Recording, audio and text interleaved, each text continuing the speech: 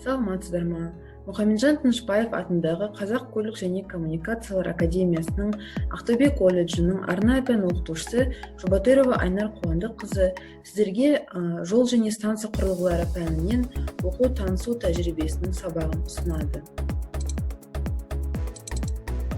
Бүгінгі сабағымыздың тақырыбы станция аумағында локомотивті депо орналасуы мен жабдықтау қондырғыларымен танысу деп аталады.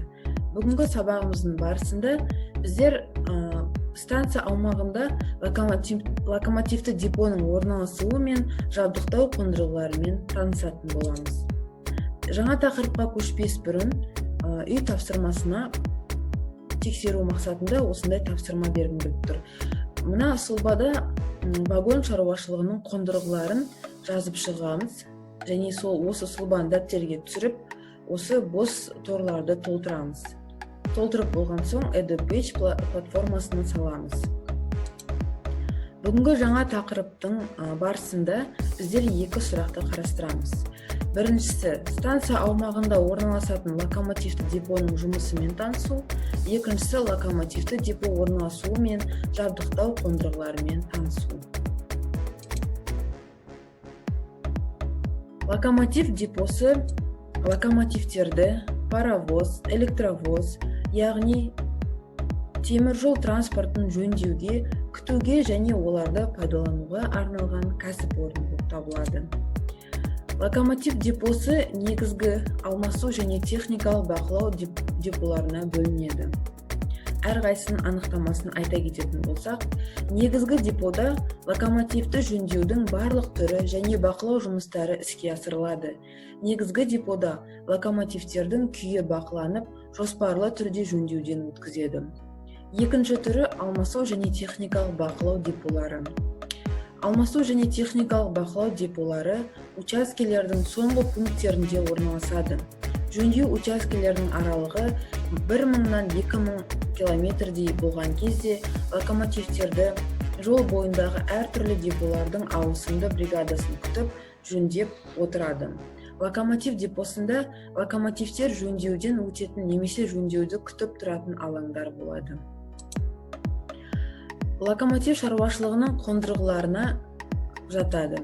Біріншісі, тартқыш жылжымалы құрам, одан кейін локомотив депосының және шеберханалар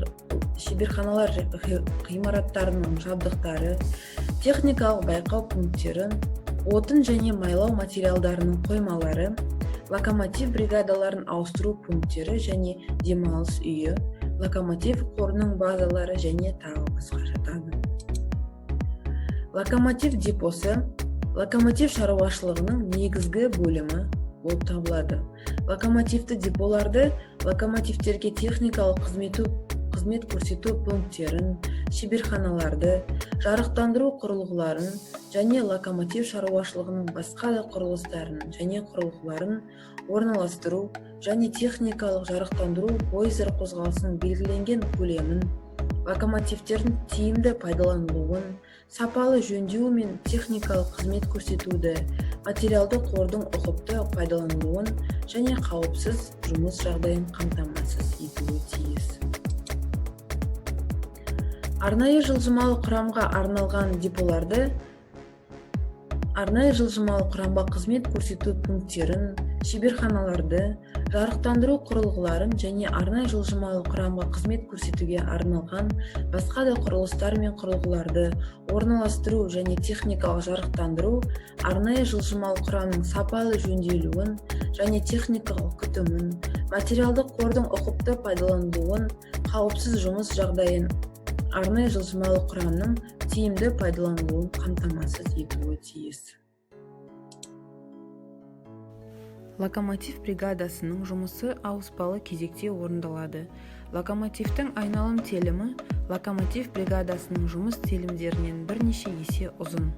Локомотив бригадасын жолда және ұзақ болдырмау үшін және пойыздар жүрісін жақсылап ұйымдастыру үшін локомотив бригадасын географиялық жағдайда орналасуын ескере отырып, деполар арасында жұмыстың таратылуын және пайдалану цехының орналасуы тұрақты жетілдіріліп тұрады. негізгі және айналым деполарының болуы, айналым локомотив бекеттерінің болуы осыны көрсетеді. Техникалық қызмет көрсету бекеттері, жабдықтау және локомотив айналымы кәсіпорын бөлімшелерімен біріктірілген. Олар негізгі локомотив депосына бағынады, немесе жол бөлімшелерінің локомотив бөліміне қарайды.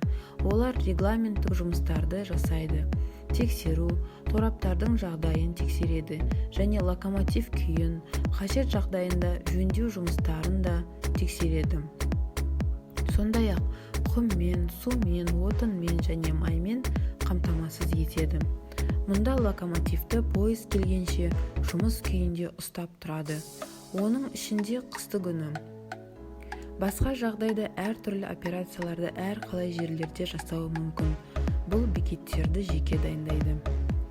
Жүк және жолаушы вагондарының деполарын, жүк және жолаушы вагондарына техникалық қызмет көрсету пункттеріне, локомотив шаруашылықтарының жуу булау станцияларының және басқа да құрылыстарының орналасуы және техникалық жарақтандырылуын, локомотив қозғалысының белгіленген көлемін, сапалы жөндеу мен техникалық қызмет көрсетуді, материалдық қордың ұқыптылықпен пайдаланылуын және қауіпсіз жұмыс жағдайын қамтамасыз етуі тиіс. Жаңа тақырыпты бекітудің мақсатында келесі тапсырмаға назар аударамыз.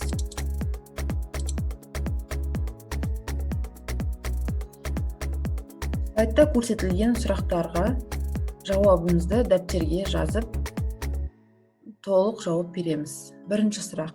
Локомотив депосының тағайындалуын атаңыз. Екінші сұрақ. Депо маңыздылығына қарай нешеге бөлінеді? Үшінші сұрақ. Негізгі депо дегеніміз не? Төртінші сұрақ. Айналмалы депо дегеніміз не? Келесі тапсырма.